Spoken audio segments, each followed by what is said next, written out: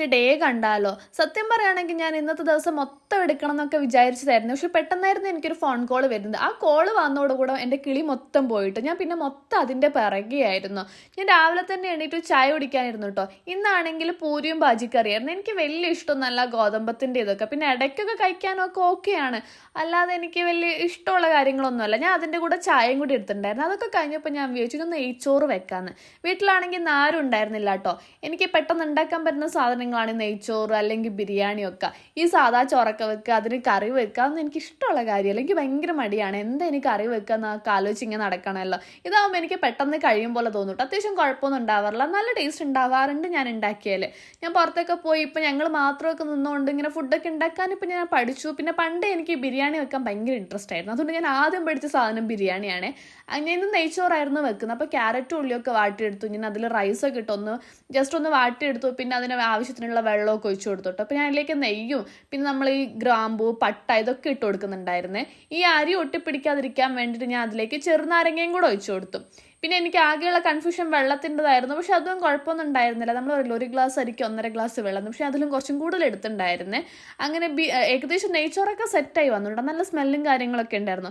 പിന്നെ വിചാരിച്ചു ചിക്കൻ കറി വെച്ചാലോ എന്ന്. അങ്ങനെ ഇഞ്ചി വെളുത്തുള്ളി ഇതൊക്കെ ഒന്ന് ചതച്ചെടുക്കാമല്ലോ എന്ന് ചോദിച്ചു. ആദ്യം ഞാൻ വിചാരിച്ചു മിക്സിയിലിട്ടല്ലോ. പിന്നെ വെച്ചു വേണ്ട, വീഡിയോ ഒക്കെ എടുക്കല്ലേ, കുറച്ചും കൂടി ഇത് വരട്ടെ എന്നൊക്കെ വിചാരിച്ച് ഞാൻ ഇങ്ങനെ തുടങ്ങി കേട്ടോ. പിന്നെയായിരുന്നു ട്വിസ്റ്റ്. പിന്നെയായിരുന്നു എനിക്ക് ആ കോള് വന്നത്. പിന്നെ എൻ്റെ ഒരു ഹെയർ കെയറും കൂടെ ചെയ്തിട്ട് അത് ഞാൻ ഷോർട്ട് ആക്കിയിട്ട് പിന്നെ ഇടാവേ. ആ കോള് വന്നപ്പോൾ ഉണ്ടല്ലോ കംപ്ലീറ്റ് എൻ്റെ കിളി പോയി. കാരണം ഞാൻ ഭയങ്കര സന്തോഷവും എക്സൈറ്റ്മെൻറ്റും എങ്ങനെ എനിക്ക് അറിയില്ല, ഞാൻ ഭയങ്കര വേറെ ഏതോ ലോകത്തായിരുന്നു കംപ്ലീറ്റ്ലി. വൈകുന്നേരമൊക്കെ ആയപ്പോൾ ഞാൻ എൻ്റെ ഫ്രണ്ട്സിനെ വിളിച്ചിട്ടോ ഒന്ന് പേരാമ്പ്ര വരെ വരാൻ വേണ്ടിയിട്ട്. കാരണം എനിക്കൊരു വീഡിയോസും കാര്യങ്ങളൊക്കെ എടുക്കണമായിരുന്നു. കാരണം എൻ്റെ ലൈഫിൽ വലിയൊരു കാര്യമായിരുന്നു നടക്കാൻ പോകുന്നത്. എന്നെ സംബന്ധിച്ചിടത്തോളം വലിയൊരു കാര്യമായിരുന്നു അത്.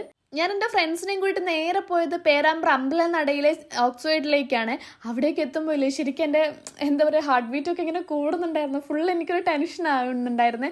അത് കാണുന്നത് വരെ എനിക്ക് ഭയങ്കര ടെൻഷനായിരുന്നു. ഞാൻ അവിടെ ഇങ്ങനെ മൊത്തം നോക്കിയായിരുന്നു എവിടെയെന്നും പറഞ്ഞിട്ട്. കാരണം എനിക്കൊന്നും കാണുന്നുണ്ടായിരുന്നില്ല. അത്രയും ഞാനിങ്ങനെ വേറെ ഏതോ ലോകത്തായിരുന്നു ശരിക്കും ഞാൻ പറയുകയാണെങ്കിൽ.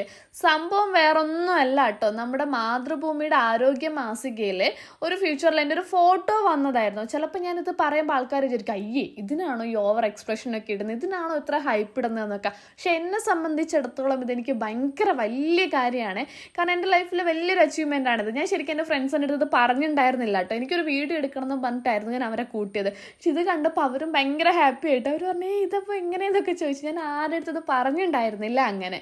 പക്ഷേ എന്താ പറയുക, എല്ലാവരും ലാസ്റ്റ് ഇത് കാണുക അറിയണം എന്നൊക്കെ എനിക്ക് ഭയങ്കര ആഗ്രഹമായിരുന്നു. ഞാൻ ആ ചേട്ടൻ്റെ അടുത്തും പറയായിരുന്നു കേട്ടോ, ഇത് ഞാനാ എൻ്റെ ഫോട്ടോ എന്നൊക്കെ. കാരണം ഞാൻ ഭയങ്കര ഹാപ്പി ആയിരുന്നു. അതെനിക്ക് എങ്ങനെ എക്സ്പ്രസ് ചെയ്യണമെന്ന് എനിക്ക് അറിയില്ല കേട്ടോ. പണ്ടൊക്കെ ഞാൻ എൻ്റെ അനിയൻ്റെ അടുത്തൊക്കെ പറയായിരുന്നു, എടാ ഒരു കാലത്ത് എൻ്റെ ഫോട്ടോ ഇങ്ങനെ വരുമെന്നൊക്കെ. പക്ഷെ ഇപ്പം അത് വന്നു. അവനത് ഓർമ്മയുണ്ടോ എന്ന് എനിക്ക് അറിയില്ല കേട്ടോ. ഞാൻ അവൻ്റെ അടുത്ത് ഇങ്ങനെ പറയാറുണ്ടായിരുന്നു. സത്യം പറയുകയാണെങ്കിൽ ഞാൻ അവിടെ നിന്ന് എൻ്റെ ഫോട്ടോ മര്യാദയ്ക്ക് നോക്കിയില്ല കേട്ടോ. ഞാൻ മൊത്തം ഇങ്ങനെ എന്തോ കിളി പോയ പോലെയായിരുന്നു നിൽക്കുന്നത്. അങ്ങനെ ഞങ്ങൾ ആ സന്തോഷമൊക്കെ ഇതാക്കാൻ വേണ്ടി ഞങ്ങൾ ചെറുതായിട്ടൊരു കോഫിയൊക്കെ കുടിക്കാൻ കയറി. അവിടെ നിന്നാണ് ശരിക്കും ഞാൻ എൻ്റെ ഫോട്ടോ ഒക്കെ എടുത്ത് നോക്കുന്നത്. എന്നിട്ട് ഞാൻ അവരോടൊക്കെ പറയായിരുന്നു, ചെറുതായ സമയത്തൊക്കെ ഞാൻ ഇങ്ങനെ പറയായിരുന്നു എൻ്റെ ഫോട്ടോ ഇങ്ങനെ വരും, പക്ഷെ അതൊരിക്കലും യാഥാർത്ഥ്യമാവുമെന്നൊന്നും ഞാൻ വിചാരിച്ചിട്ടില്ല. നമ്മളിങ്ങനെ തമാശയ്ക്ക് പറയുമല്ലോ, നമ്മുടെ ഒരു ആഗ്രഹം പറയുമല്ലോ, എൻ്റെ ഫോട്ടോ ഇങ്ങനെ വരും അങ്ങനെ നമ്മൾ ഈ ഫ്ലെക്സൊക്കെ കാണുമ്പോൾ പറയുന്നത് എൻ്റെ ഫോട്ടോ ഇങ്ങനെ ഫ്ലെക്സിൽ വരും എന്നൊക്കെ. അതൊന്നും നടന്നില്ലെങ്കിൽ പോലും എൻ്റെ ലൈഫിൽ ഞാൻ ഒരിക്കലും എക്സ്പെക്റ്റ് ചെയ്യാത്തൊരു കാര്യമാണല്ലോ ഇപ്പം നടന്നത്. എന്നെ സംബന്ധിച്ചിടത്തോളം ഞാൻ ഭയങ്കര ഹാപ്പി ആയിരുന്നു. എൻ്റെ കൂടെയുള്ള ഇവരും ഭയങ്കര ഹാപ്പി ആയിരുന്നുണ്ട്. കാരണം ഇവരൊട്ടും എക്സ്പെക്റ്റ് ചെയ്യാത്തൊരു കാര്യമായിരുന്നു. ഞാൻ ഇവരുടെ അടുത്ത് പറഞ്ഞിട്ടും ഉണ്ടായിരുന്നില്ലല്ലോ. അങ്ങനെ ഞങ്ങൾ കുറച്ച് സമയം അവിടെ ഇരുന്നു കോഫിയും കട്ട്ലേറ്റും സമൂസ അങ്ങനെയൊക്കെ കഴിച്ചു വിട്ടു. ഞാൻ ആ സമയത്തൊക്കെ പറഞ്ഞുകൊണ്ടിരിക്കുന്നത് ഇതന്നെയായിരുന്നു, അയ്യോ എനിക്ക് ഭയങ്കര സന്തോഷമായി എന്ന്. പക്ഷെ ഇവരും ഭയങ്കര ഹാപ്പി ആയിട്ട്. ഇതൊക്കെ ഭയങ്കര ബ്ലെസ്ഡ് ആണ്. നമ്മുടെ ലൈഫിൽ നമ്മുടെ ഒരു അച്ചീവ്മെന്റ് കാണുന്ന സമയത്ത് ഒരേപോലെ സന്തോഷിക്കുന്ന കുറച്ച് ഫ്രണ്ട്സിനൊക്കെ കിട്ടുക എന്ന് പറയുമ്പോൾ അക്കാര്യത്തിൽ ഞാൻ ഭയങ്കര ഹാപ്പിയാണ്. കാരണം എനിക്ക് അങ്ങനത്തെ കുറേ നല്ല ഫ്രണ്ട്സൊക്കെ ഉണ്ട് കേട്ടോ. നമ്മൾ പറയില്ലേ, നമ്മുടെ ലൈഫിൽ നമ്മളൊരു കാര്യം ആഗ്രഹിച്ചാൽ നമുക്ക് സപ്പോർട്ട് ചെയ്യാനും അല്ലെങ്കിൽ നമ്മുടെ ആഗ്രഹത്തിന് കൂടെ നിൽക്കുന്ന ആൾക്കാരുണ്ടെങ്കിൽ നമ്മൾ കുറച്ചും കൂടെ ബ്ലെസ്ഡ് ആയിരിക്കുന്നത്. അക്കാര്യത്തിൽ ഞാൻ ഭയങ്കര ബ്ലെസ്ഡ് ആണ്. കാരണം ഞാൻ കല്യാണം കഴിച്ച് പോയ ഫാമിലി ആണെങ്കിൽ അവരാണെങ്കിൽ പോലും എൻ്റെ ആഗ്രഹത്തിനൊക്കെ കൂടെ ഒന്ന് സപ്പോർട്ട് ചെയ്യട്ടെ. അക്കാര്യത്തിൽ എന്തോ ഭയങ്കര ഹാപ്പിയാണ് ഞാൻ. പിന്നെ അതൊക്കെ കഴിഞ്ഞ് അവൾക്ക് ടോപ്പ് നോക്കണം എന്ന് പറഞ്ഞപ്പോൾ ഞങ്ങൾ ചെമ്പ്രോഡിലെ ഒരു കടയിലേക്ക് പോയിട്ട് അവർ പറഞ്ഞു സ്റ്റോക്കൊക്കെ 2-3 ഡേയ്സിനുള്ള അപ്ഡേറ്റ്. പക്ഷേ അത്യാവശ്യം നല്ല കളക്ഷൻസ് ഒക്കെ ആയിരുന്നു കേട്ടോ അവിടെ. പിന്നെ ഞങ്ങൾ അവിടെ നിന്ന് ഇറങ്ങി കേട്ടോ. അപ്പം എൻ്റെ ഈ ഒരു സന്തോഷത്തിൽ പങ്കുചേർന്ന് എൻ്റെ ഫാമിലി ഫ്രണ്ട്സ് എല്ലാവർക്കും ഒരുപാട് നന്ദി. അപ്പോൾ ഓക്കെ, ബൈ.